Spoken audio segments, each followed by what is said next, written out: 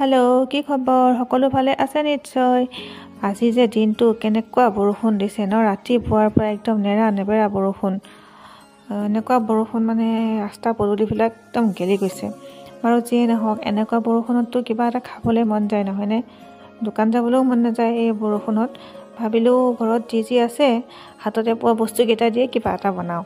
তাকে ভাবি পেলাই খুৰীহঁতৰ আমাৰ কাষৰ খুৰীহঁতৰ ঘৰৰ পৰাই আনিলোঁ কেইটামান ভেদাইলতা পাত ছিগি, কেইটামান নৰসিংহ পাতো আছিলে। তাৰপিছত মানে আৰু ঘৰতে এখন বেচন আছিল, আৰু যিকেইটা বস্তু মানে হাততে পাইছোঁ আৰু সেইকেইটা দিয়ে বোলো পকৰি কেইটামানকে বনাওঁ। পকৰি কেইটামান বনালোঁ।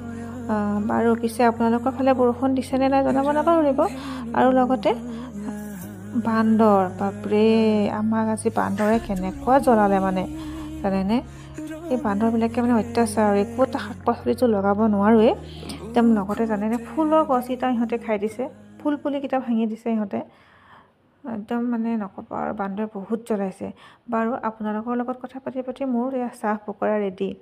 পকৰাকেইটা কিন্তু ইমান ধৰক বেছি বস্তু দি বনোৱা নাছিলোঁ, কিন্তু খাবলৈ বহুত সোৱাদ লগা হৈছে। বাৰু আজিলৈ আহিছোঁ দেই।